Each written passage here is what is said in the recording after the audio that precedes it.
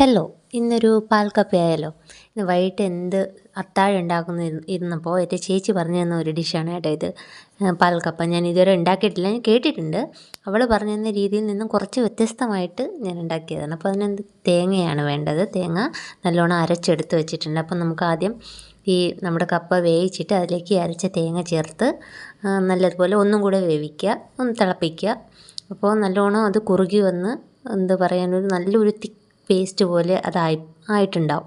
അതാണ് അതിൻ്റെ ഒരു പരുവമെന്ന് പറയുന്നത്. അതിന് ശേഷം അതിൽ ആവശ്യത്തിന് ഉപ്പൊക്കെ ചേർത്ത് കൊടുക്കണം കേട്ടോ.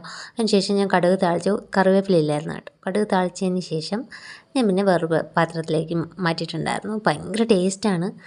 വെറുതെ കഴിക്കാൻ തന്നെ ചേച്ചി പറയുന്നത് മീനിൻ്റെ കൂടെയോ അല്ലെങ്കിൽ ചിക്കനൊക്കെ കഴിക്കാൻ ഭയങ്കര ടേസ്റ്റാണ്. ഞാൻ കഴിച്ച് നോക്കി.